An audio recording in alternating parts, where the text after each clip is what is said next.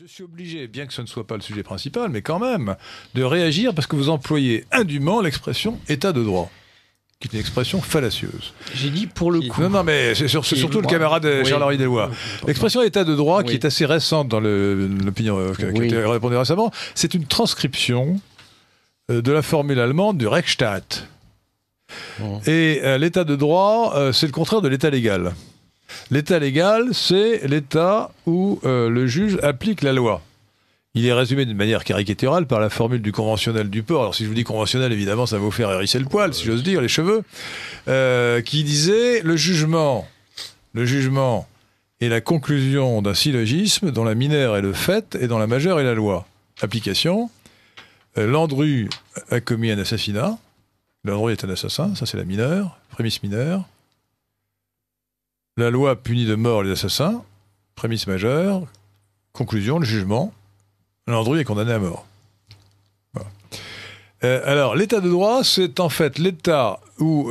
en fait, c'est l'état de droit, d'abord, on comprend bien que c'est une expression vicieuse, parce que tout état est un état de droit. Un état, par définition, ça n'existe qu'en produisant du droit. Donc un État qui ne serait pas un État de droit, c'est inconcevable.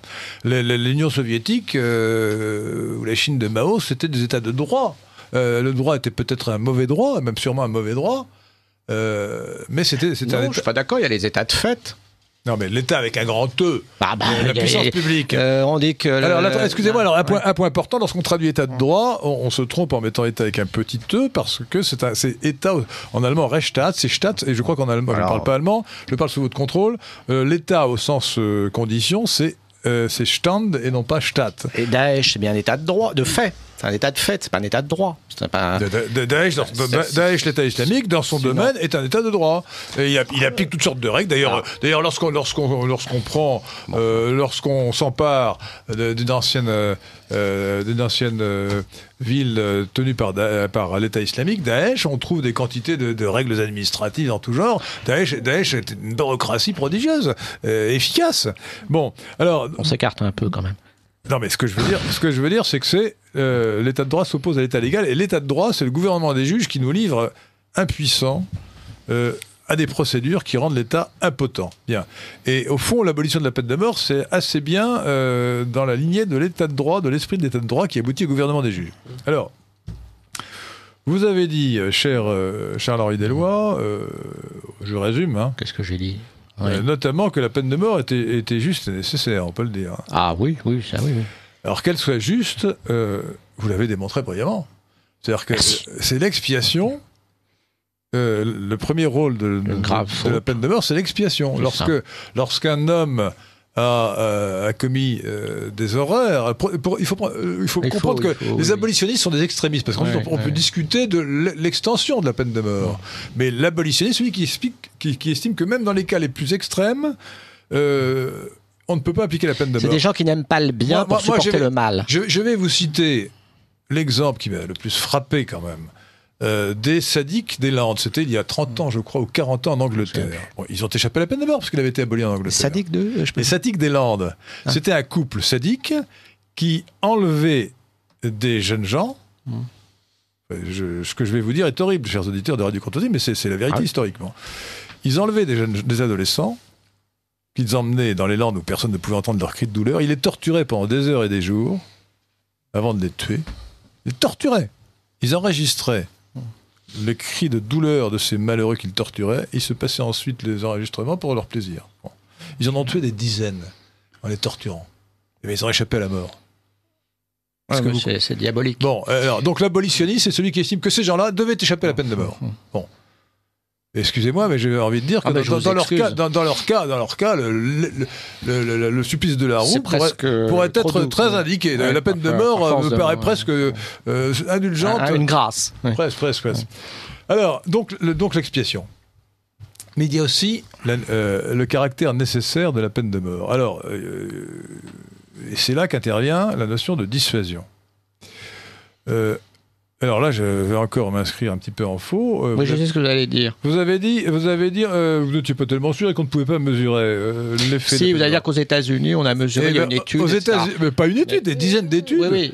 Mais alors, vous avez vu aussi, vous avez entendu, m'écoutez bien, c'est qu'après, j'ai dit que ça avait certainement sauvé des vies de gens qui auraient pu récidiver. Si, bien sûr.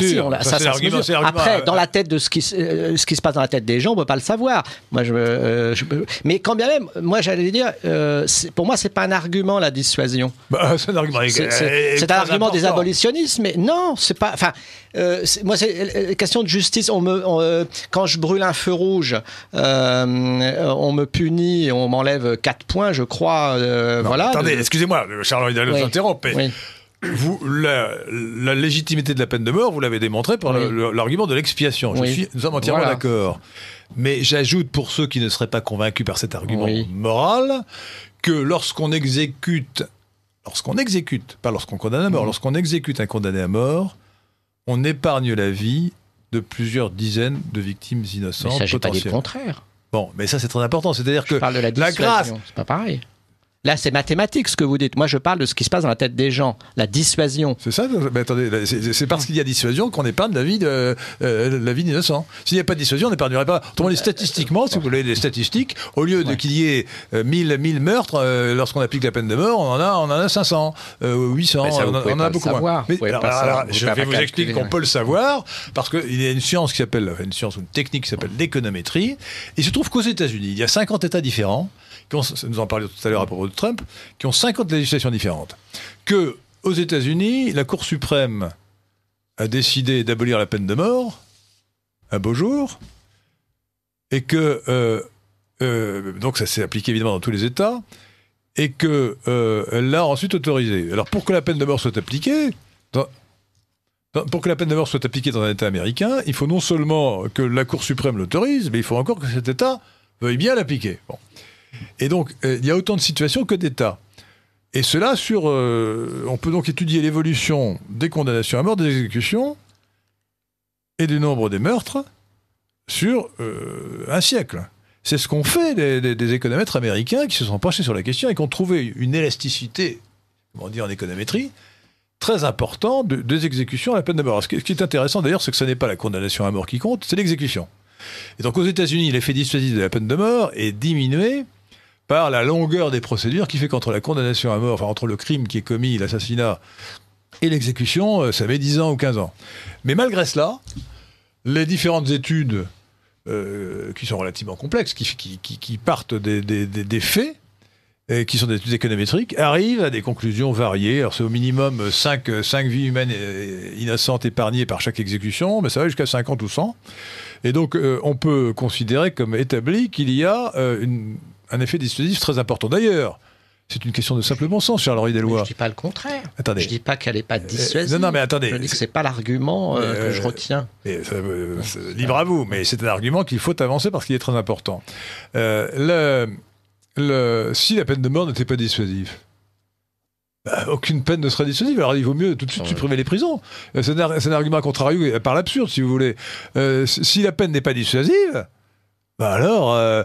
on est d'accord, c'est ce que je fais. Rien n'est dissuasif, la peine de mort étant... Et j'ajoute, alors maintenant, l'intérêt quand même de cet argument de la dissuasion, c'est non seulement de dire la peine de mort est utile pour éviter les meurtres, mais de même, mais ça ne suffit pas. L'argument de l'efficacité de la peine de mort ne suffit pas à justifier la peine de mort en elle-même sans l'argument de l'expiation. Pourquoi ? Parce que si on appliquait la peine de mort aux voleurs de poules, plus personne ne vaudrait de poules. Si pour le stationnement interdit, on était condamné à mort, plus personne ne garerait sa voiture. Vous dites beaucoup mieux que moi ce que je voulais vous dire.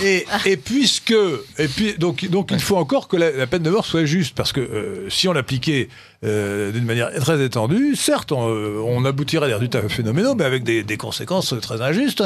La peine serait disproportionnée. Donc il ne faut pas que la peine soit disproportionnée. Il faut qu'elle ait un certain rapport de proportionnalité avec le crime, l'infraction qui a été commise.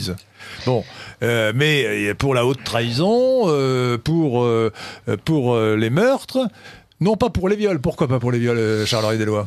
Mais s'il n'y a pas mort, il n'y a pas mort. Pour une raison, alors là, d'efficacité simple, c'est que si on applique la peine de mort au viol, le violeur tuera systématiquement sa victime. En tout cas, il ne sera pas retenu de la vie. Parce que le violeur peut se dire, je la tue pour qu'elle ne puisse pas porter plainte contre moi, pour me dénoncer, me reconnaître. Et donc, il ne faut surtout pas appliquer la peine de mort à des cas qui pourraient inciter le criminel à être... Mais ça, c'est du cas par cas, c'est ce qu'on appelle la casuistique, selon les circonstances. Il y a des barbares qui, pour moi, méritent aussi la peine de mort, même s'il n'y a pas assassinat.